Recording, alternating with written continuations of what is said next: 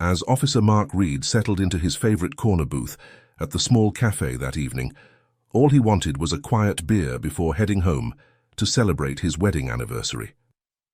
When he first noticed the elderly woman in a faded hospital gown, clearly needing medical attention, he told himself it wasn't his problem. He was off duty after all. But when she entered the cafe and walked straight towards him, what she whispered made his blood run cold.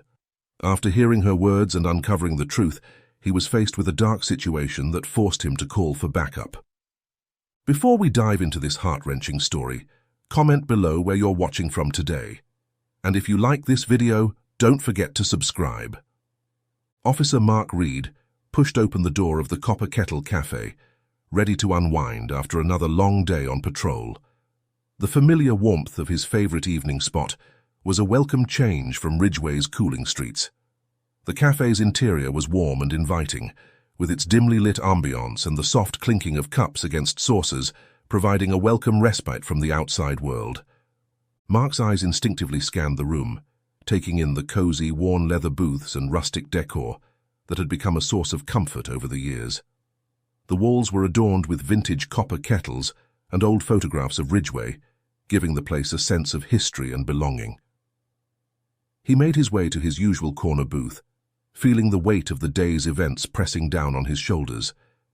As he sank into the cracked leather seat, the familiar texture beneath him offered a small measure of solace. Mark couldn't help but let out a weary sigh. Today had been particularly demanding, both mentally and physically. He had responded to a domestic dispute that had escalated quickly, requiring all of his experience and patience to diffuse. Then there was the paperwork, endless forms and reports that seemed to multiply with each passing hour.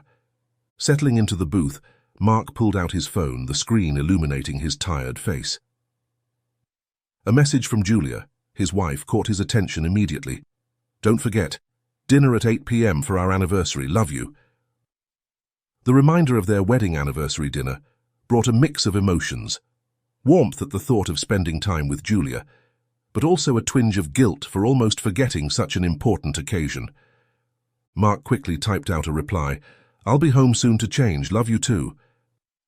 He set the phone down and signaled to the waitress, ordering his usual, a cold beer to take the edge off the day. "I'm on my way home from work, can't wait to see you." He read the reply from Julia, just at the arrival of his beer. A fleeting smile crossed Mark's face as he read her words. Despite the exhaustion, he felt a surge of anticipation for the evening ahead.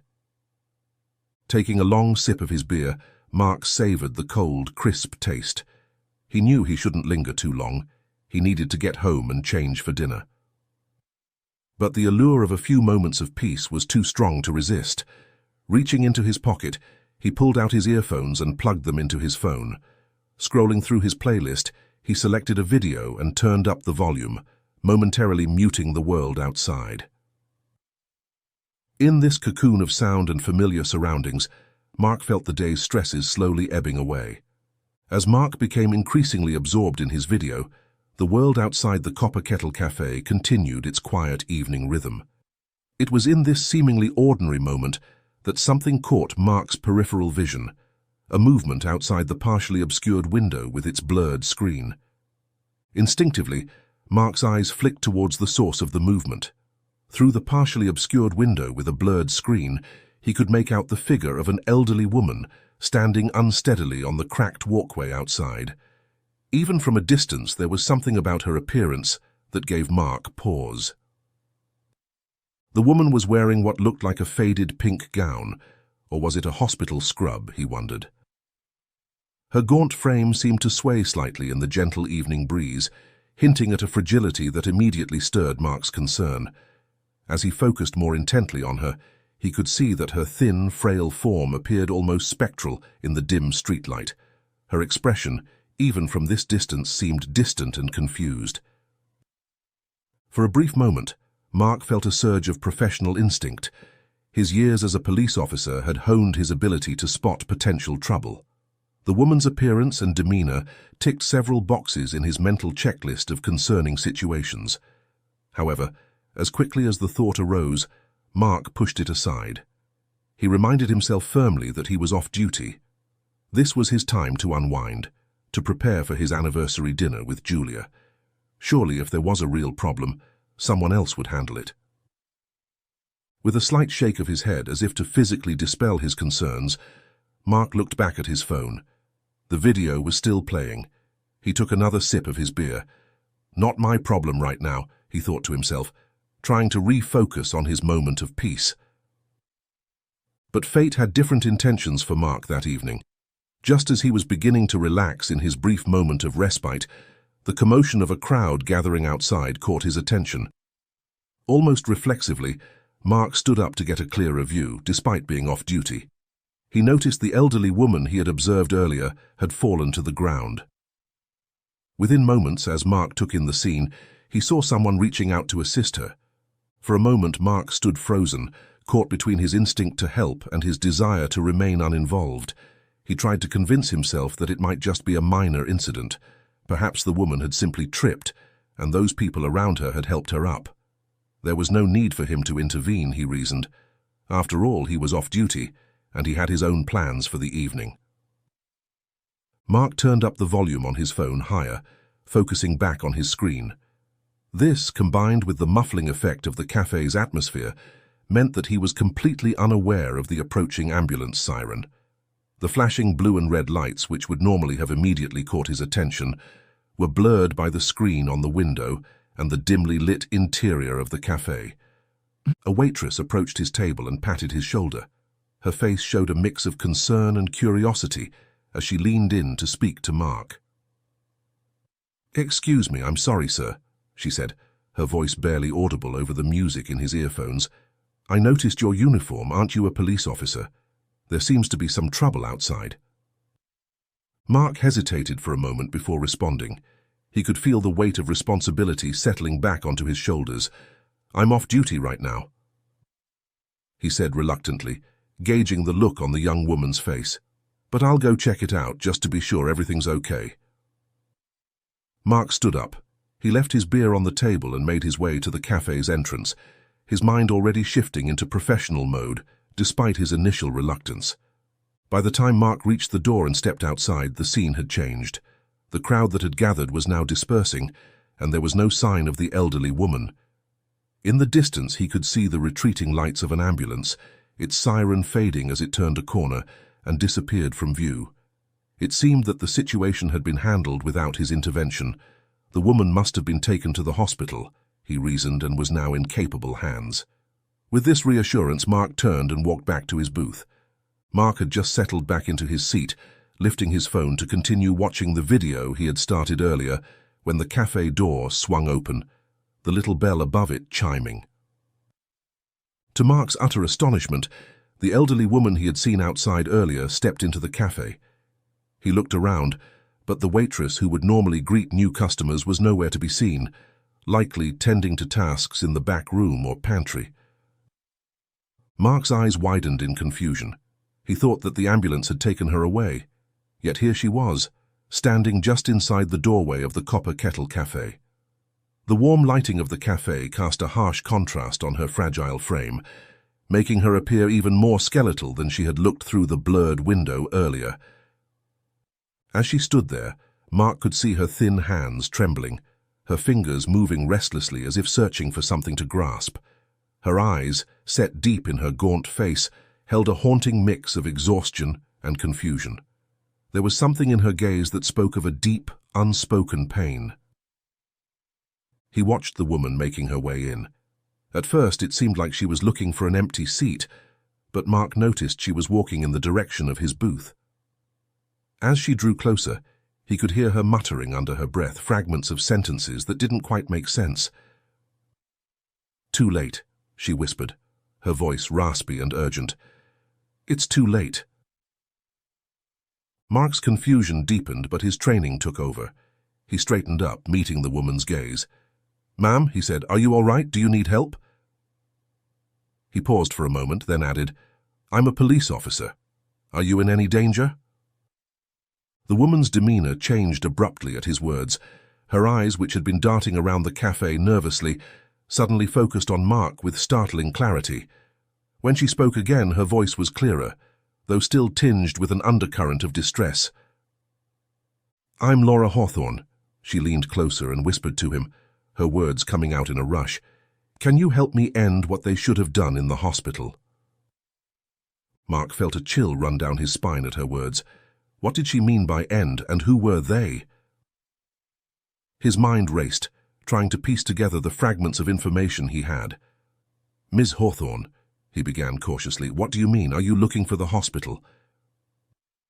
But before Mark could ask any more questions, Laura's demeanor shifted once again.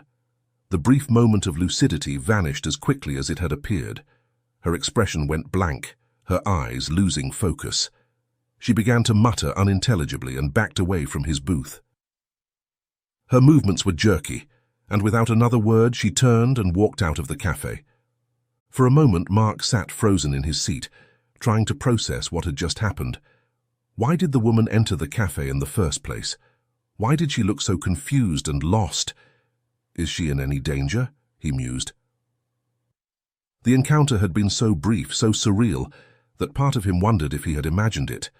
But the lingering scent of antiseptic that clung to Laura's scrub, and the echo of her desperate words in his ears, told him something was wrong with the woman, and every instinct he had was screaming at him to follow her, to make sure she was safe. With a heavy sigh, Mark pulled out his phone to send a quick text to Julia. "Something's come up, might be a little late. I'll explain everything later. I love you." He hit send, hoping Julia would understand, even as guilt gnawed at him for potentially ruining their anniversary plans. Then, leaving his half-finished beer on the table, Mark headed for the cafe door. As he stepped out into the cool evening air, he scanned the street, looking for any sign of Laura. He spotted her across the road, her pink hospital gown a stark contrast against the darkening sky. When the pedestrian light turned green, Mark set off after her, his pace quick but measured. He didn't want to alarm her by running, but he also didn't want to lose sight of her in the growing darkness. With each step, the streets of Ridgeway grew increasingly silent, casting an unsettling shadow over the familiar scenes of his hometown. Mark kept a cautious distance behind the woman, not wanting to startle her. Suddenly, a painful memory surfaced. It was his mother in her final days, struggling against the grip of dementia. He recalled her frail figure in the hospital bed, her once bright eyes dulled with confusion and fear. One harrowing moment stood out. Her mother had pleaded with the doctors to end her suffering, her eyes filled with a haunting desperation that lingered with Mark. Could that be what Laura had meant when she whispered that they should have let it end in the hospital? The thought hit Mark like a physical blow, nearly causing him to stumble. He could see echoes of his mother in Laura's confused state, in her cryptic words about endings and her plea for help. This realization solidified his resolve. He couldn't turn back now, couldn't leave Laura to face whatever troubles plagued her alone. The well-maintained houses and manicured lawns of the town centre gave way to a more neglected part of Ridgeway as he trailed behind her. Mark's police instincts kicked into high gear as he took in his surroundings. He knew this area well. It was a part of town that had fallen on hard times, where abandoned properties stood alongside homes, struggling to maintain a semblance of dignity. It was a place where desperation often led to crime, where his fellow officers were called more frequently than in other parts of Ridgeway. Where is the woman going? Was he walking into a situation far more complex and potentially dangerous than he could have imagined when he first decided to follow her? Mark's hand instinctively moved to his hip, where his service weapon would normally be holstered. Its absence was a stark reminder that he was off duty, unprepared for whatever situation might unfold. He silently berated himself for not calling for backup before following Laura, but he knew that if he stopped to make that call now, he risked losing sight of her in these shadowy streets. Laura's meandering path through the poorer neighborhood finally came to an end as she stopped in front of a rundown house. Mark, still maintaining his distance, took in the scene before him with a growing sense of unease. The house stood as a testament to years of neglect, its once proud facade now a shadow of its former self. The yard was a chaotic mess, strewn with broken furniture and rusted cans. Weeds grew unchecked, pushing through cracks in the concrete pathway that led to the front door. The house itself was in a sorry state, its paint peeling in large strips, revealing weathered wood underneath. Mark's police instincts were on high alert as Laura reached the front steps, ready to intervene if necessary. But before she could climb the worn stairs, the front door creaked open. The sound seemed unnaturally loud in the quiet night, causing Mark to instinctively reach for a weapon that wasn't there. From the darkened doorway emerged a young man, his appearance as disheveled and worn as the house itself. Even from a distance, Mark could see that the man was unsteady on his feet, his movements jerky and uncoordinated. As the man stepped into the dim light cast by a nearby street lamp, Mark's trained eye quickly picked up on the telltale signs of drug addiction: the gaunt face, the nervous twitches, and most damning of all, the track marks visible on his arms. The young man's voice, slurred and angry, shattered the night's silence. "Mother, you're a killer. You killed father," he shouted, his words echoing down the empty street. Mark felt as if he'd been punched in the gut. Mother?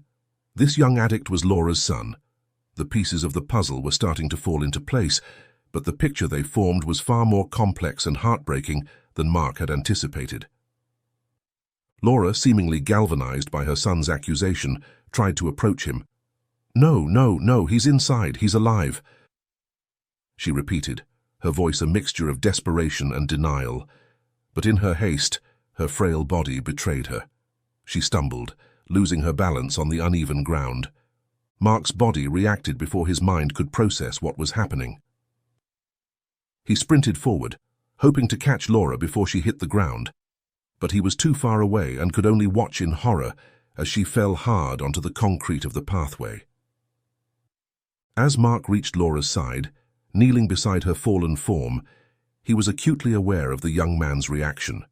The sound of the front door slamming shut and the click of a lock being hastily engaged told Mark that the son had retreated into the house, likely spooked by his sudden appearance in a police uniform. Mark's attention, however, was fully focused on Laura. He gently rolled her onto her back, his eyes scanning for any signs of serious injury. To his relief, it appeared that while she would likely have some nasty bruises on her legs and arms, she hadn't suffered any broken bones or head trauma from the fall. "Ms. Hawthorne," Mark said softly, trying to keep his voice calm and reassuring. "Laura, can you hear me? I was a police officer. You spoke to me at the cafe." Laura's eyes fluttered open, unfocused and confused. Her lips moved, but the words that came out were barely above a whisper. "We're good people." The cryptic nature of her words sent a chill down Mark's spine. What did she mean? What had happened in this house, in this family, to bring them to this point? Realizing that the situation was beyond what he could handle alone, Mark knew it was time to call for backup. He pulled out his phone, his fingers moving automatically as he dialed the familiar number for dispatch. "This is Officer Mark Reed," he said as soon as the call connected. "I need an ambulance and police backup at—" He quickly rattled off the address, his eyes never leaving Laura's face as he spoke. "I have an elderly woman who's fallen and may be injured. There's also a possible drug situation on the premises." As he ended the call, Mark could hear the distant wail of sirens approaching. Help was on the way, but as he looked between the still form of Laura on the ground and the dark, forbidding house where her son had disappeared, he couldn't shake the feeling that this was just the beginning of a long and difficult night. The quiet neighborhood, which had seemed so oppressive just moments ago, now buzzed with an undercurrent of tension as Mark waited for his fellow officers and the paramedics to arrive. The wail of sirens grew louder as Mark knelt beside Laura, his training kicking in as he assessed her condition. Her breathing was shallow but steady, and while she seemed dazed, she was at least conscious. Mark gently placed a hand on her shoulder, trying to provide some comfort while also ensuring she didn't try to move. "Ma'am," he said softly, "can you hear me? Do you feel any pain in your body?" His voice was calm and professional, but inside his mind was racing with questions and concerns. Laura's response was barely audible, her words coming out in a confused mumble. We're good people. I didn't kill anybody. My husband's inside. She repeated the phrase, her eyes unfocused and distant. Mark's brow furrowed with concern. The young man earlier had called her mother, and he was too young to be her husband. The cryptic nature of her words, combined with the earlier outburst from the young man, painted a troubling picture. What had happened to this family? What secrets lay hidden behind the peeling paint and boarded-up windows of their home? Before Mark could ponder further, the night erupted into a flurry of activity. An ambulance rounded the corner, its lights painting the dilapidated houses in alternating flashes of red and white. Close behind came the police cruiser, their arrival announced by the crunch of tires on the debris-strewn street. Danny and Connor, two of his fellow officers he'd worked with countless times before, emerged from the car. Their familiar faces brought a sense of relief. He knew he could count on their support and expertise. The paramedics were the first to reach Mark and Laura, their movements swift and practiced as they began to assess her condition. Mark stood up, giving them room to work, and turned to brief his colleagues. "Danny, Connor," he nodded to each of them in turn. "We've got a complex situation here. The woman is Laura Hawthorne. She collapsed outside, and I followed her here. Her son is inside the house. He appeared intoxicated and possibly under the influence of drugs. He retreated inside when he saw me." Connor's eyes narrowed as he glanced at the house. "Any weapons that you know of?" Mark shook his head. "Unknown. I haven't been inside, and I only saw the son briefly. But given the state of the house and his apparent drug use, we should proceed with caution." Danny nodded, his hand resting on his holstered weapon. "What do you want us to do, Mark?" Despite being off duty, Mark found himself naturally falling into a leadership role. "Connor, Danny, I need you to secure the house and the son. Approach with caution. He seemed agitated earlier. If you can, try to bring him out peacefully. We need to figure out what's going on here." As his fellow officers moved towards the house, Mark turned his attention back to Laura and the paramedics. One of them, a young woman with kind eyes, was speaking softly to Laura as her partner prepared the stretcher. "Ma'am, we're going to take you to the hospital now," the paramedic was saying. "We need to make sure you're not hurt from your fall." Laura's eyes widened in panic at the mention of the hospital. No cop," she muttered, weakly trying to resist as they began to lift her onto the stretcher. "I'm not a bad person. We didn't hurt anyone." Mark stepped closer, his voice gentle but firm. "Laura, it's okay. They're here to help you. I'll make sure everything's taken care of." As the paramedics secured Laura on the stretcher, Mark made a quick decision. "I'm going to ride with her to the hospital," he called out to Danny and Connor. "Keep me updated on the situation here." The younger paramedic nodded, seemingly relieved to have a police officer accompanying them. As they loaded Laura into the ambulance, Mark climbed in after them, his mind whirling with questions and theories about what had led to this night's events. Her earlier words echoed in his mind. "We're good people. Spare him." What did it mean? As the ambulance doors closed and the vehicle began to move, Mark found himself studying Laura's face. In the harsh light of the ambulance interior, she looked even more frail and vulnerable than before. The paramedic's voice broke through Mark's thoughts. "Sir, did you know the patient before tonight?" Mark shook his head. "No, I encountered her for the first time this evening. She seemed confused, possibly suffering from dementia. Do you know anything about her medical history?" The paramedic's expression turned thoughtful. "Actually, it's a bit of a strange situation. We received a call earlier today about a missing patient from Ridgeway General, an elderly woman who had wandered off. When we arrived at the location given, she was already gone. I think this might be the same woman." Mark's eyebrows shot up in surprise. "She escaped from the hospital. When was this?" "Yesterday," the paramedic replied. "They've been searching for her since then." A wave of guilt washed over Mark as he remembered seeing the ambulance outside the cafe earlier. If only he had paid more attention and gotten involved sooner. He pushed the thought aside, focusing on the present. "I saw an ambulance outside the cafe where I first noticed her," Mark admitted. I thought they had taken her then. I didn't realize." The paramedic gave him a sympathetic look. "It's not your fault, officer. These situations can be confusing. The important thing is that we've found her now and can get her the help she needs." As the ambulance sped through the quiet streets of Ridgeway, Mark found himself lost in thought.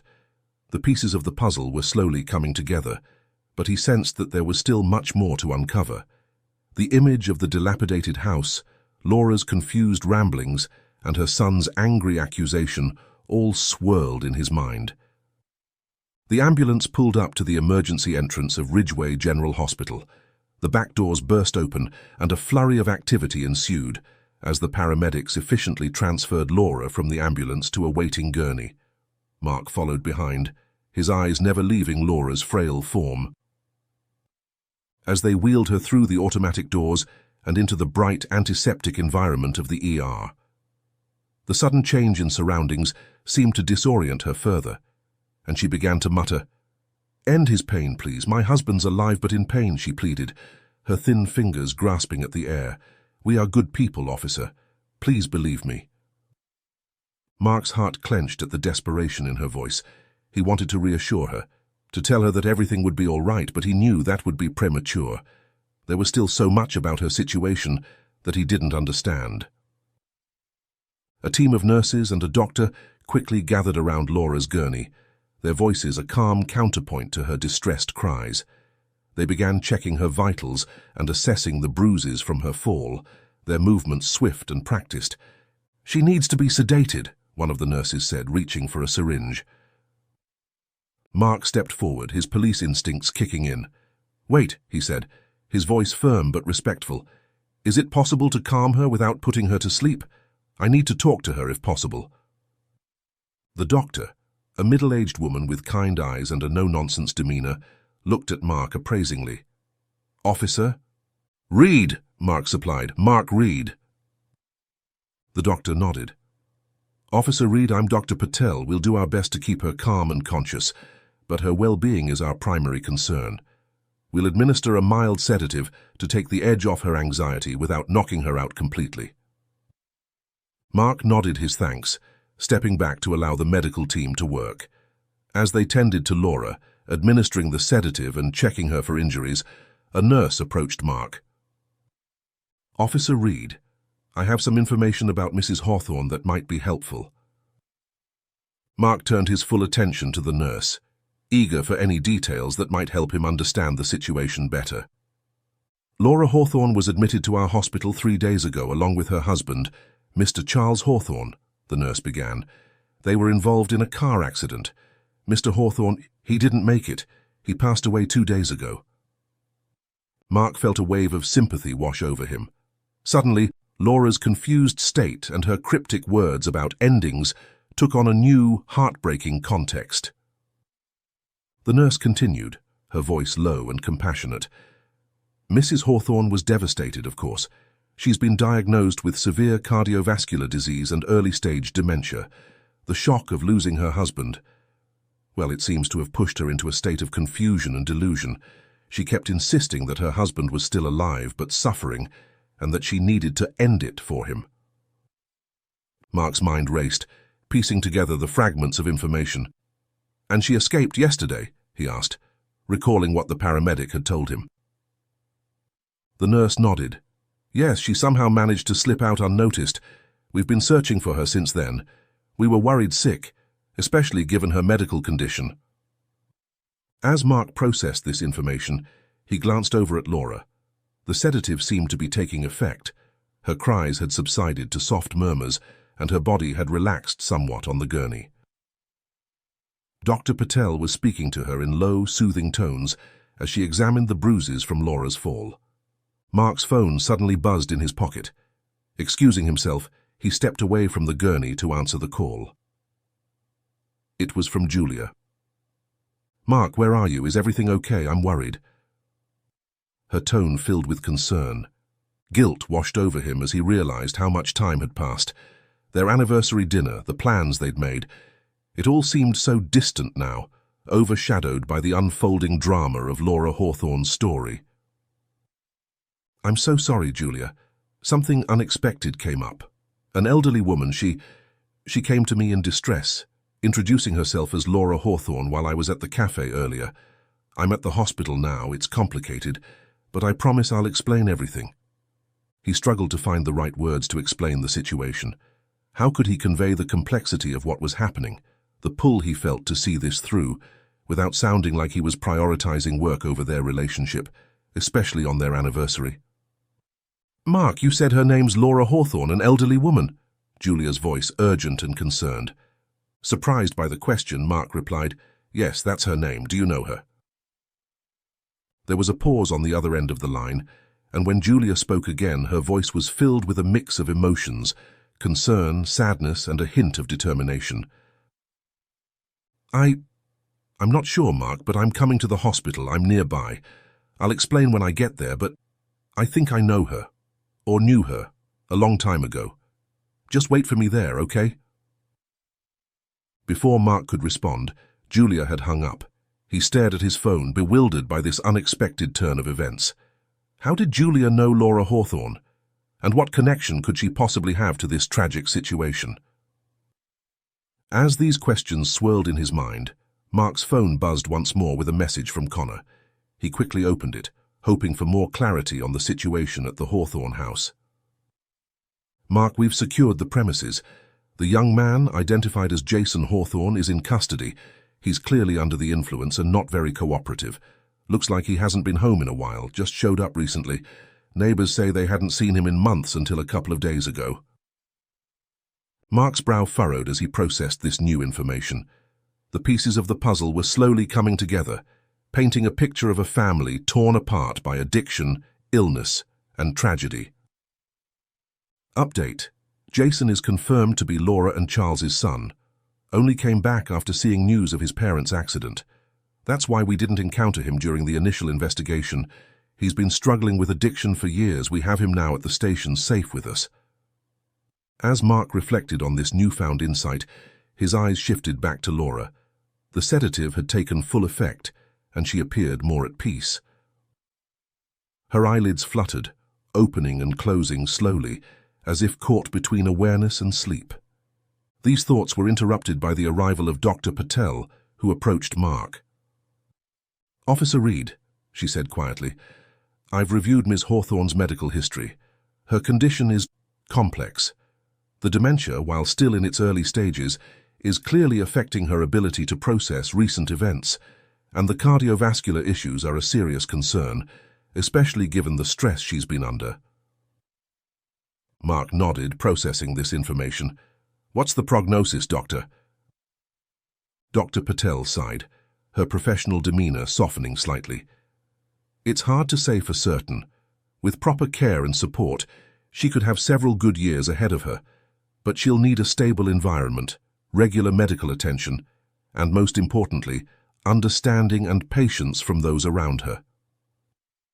The doctor continued, "Ms. Hawthorne is calm enough now if you'd like to speak with her, but please keep it brief, she needs rest."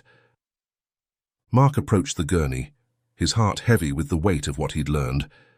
Laura's eyes focused on him as he drew near. "Laura," he said gently, "do you remember me? I'm Officer Reed. We met earlier this evening at the cafe and you spoke to—" Laura nodded slowly, her gaze drifting between Mark and the hospital room around them. "Officer," she whispered, her voice hoarse, Did you end it? Is Charles at peace now?" Mark felt a lump form in his throat. How could he explain to this grieving, confused woman that her husband had already passed away? That her mind, clouded by dementia and grief, had created a false reality where she still needed to save him. But before he could respond, he heard the sound of hurried footsteps approaching. He turned to see Julia rushing towards him. Seeing Julia in this unexpected setting, the sterile hospital hallway, with the beeping of machines and the hushed voices of medical staff in the background, brought home to Mark just how much this situation had upended their plans for the evening. Yet, as she drew closer, he saw in her eyes not anger or disappointment, but a fierce compassion that made his heart swell with love and admiration. "Mark," Julia said as she reached him, slightly out of breath. "I'm here. I want to see her." Mark, still trying to process Julia's possible connection to Laura, gestured towards the curtained-off area where Laura lay. "She's calm now, but Julia, how do you know her? What's going on?" Julia took a deep breath, her eyes filling with a mix of emotions. Sadness, nostalgia, and something that looked like determination. "It's a long story, Mark, but if this is the Laura Hawthorne I think it is, well, let's just say she played a significant role in our lives, in our son's life especially." Mark's confusion must have shown on his face, because Julia reached out and squeezed his hand reassuringly. "I'll explain everything, I promise, but first, I need to know if it's really her." Mark nodded and made space for Julia to stand by the bedside. The hustle and bustle of the ER seemed to fade into the background. The rhythmic beeping of the heart monitor and the soft rustle of the curtain around Laura's bed created a cocoon of quiet around them. Laura lay still, her eyes drowsy and her breathing steady. Julia hesitated for a moment, her hand hovering just above Laura's, as if afraid that touching her might somehow break this surreal moment.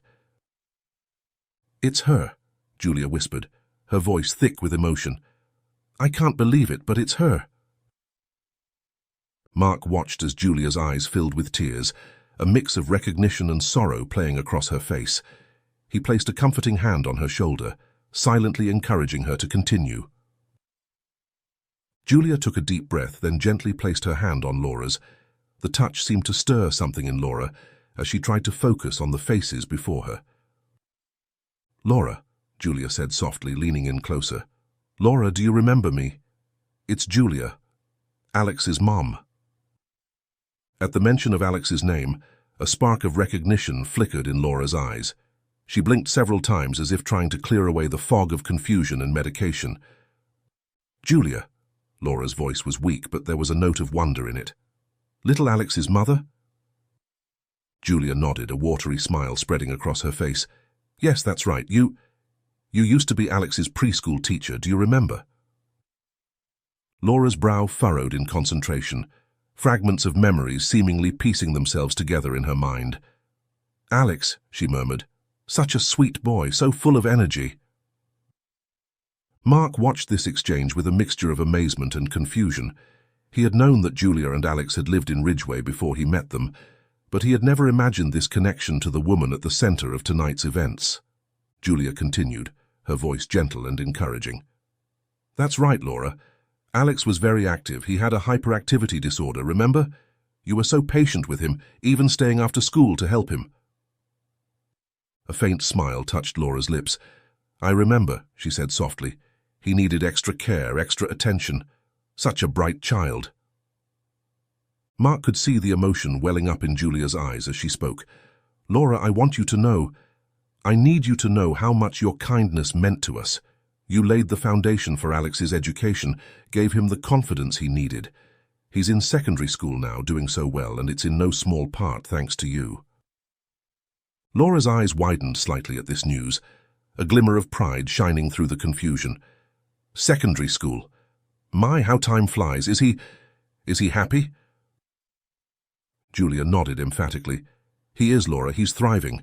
And we've never forgotten the role you played in his early years, your patience, your understanding. It made all the difference." As Mark listened to this exchange, he felt a profound sense of the interconnectedness of lives. Here was Laura, a woman he had only met hours ago under the most bizarre circumstances, yet she had played a crucial role in shaping the life of his stepson. The world suddenly seemed both vastly large and incredibly small. Laura's gaze drifted to Mark, a question forming in her tired eyes. "And you, sir?" Mark stepped forward, taking Julia's free hand in his own. "I'm Mark, Julia's husband. I'm a police officer here in Ridgeway. I'm the one who found you earlier this evening." Recognition dawned on Laura's face. "Ah, yes, the kind officer. You were trying to help me, weren't you?" Mark nodded, feeling a lump form in his throat. "Yes, Laura, I still am. We all are." Laura's eyes filled with tears, her gaze moving between Mark and Julia. "You're good people," she whispered. "Just like Charles and I. We tried to be good people too." Julia squeezed Laura's hand gently. "You are good people, Laura. You've touched so many lives and made such a difference. We're here to help you now, okay?" "Then please help me. Do me a favor," Laura whispered, her voice weak but laced with urgency. "I want to see my husband now, while I'm still clear-headed. Can you ask the nurse to do me this favor? I need to say goodbye. I haven't seen him for days, even after they told me he passed away." Mark had hesitated, looking to Dr. Patel for guidance. The doctor had nodded slowly, her expression a mixture of professional concern and human compassion. "It might provide some closure," she had said quietly. "But someone should accompany her, and we'll need to keep the visit brief. Do you understand?" "Yes, doctor, thank you," Laura replied, relief evident in her voice. The sterile hallways of the hospital seemed to stretch endlessly as Mark, Julia, and a nurse wheeled Laura towards the morgue. The rhythmic squeak of the wheelchair's wheels echoed in the quiet corridor, a somber soundtrack to their solemn journey. Now, as they approached the doors of the morgue, Mark felt a chill that had nothing to do with the hospital's air conditioning. He glanced at Julia, who walked beside Laura's wheelchair, her hand resting gently on the older woman's shoulder. The morgue attendant, a kind-faced man with greying hair, met them at the entrance. He spoke in hushed tones with the nurse, nodding solemnly before leading them into the dimly lit room. The cool air of the morgue enveloped them as they entered, carrying with it the faint, clinical scent of disinfectant.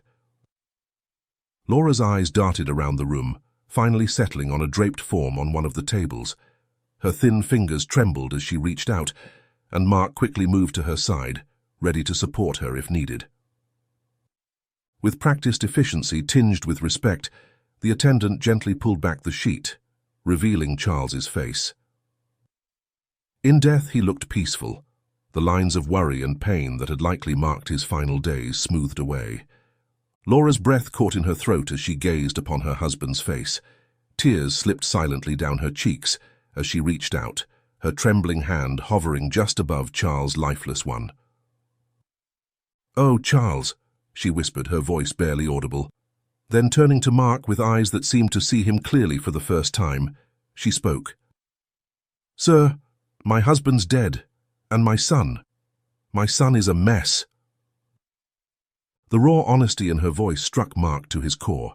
He knelt beside her wheelchair, meeting her gaze. "It's true, Laura," he said gently, his voice thick with emotion. "Your husband is at peace now. He's not in pain anymore. The police have secured your son, and he's safe." Laura nodded, her gaze drifting back to Charles. "He was a good man," she said softly.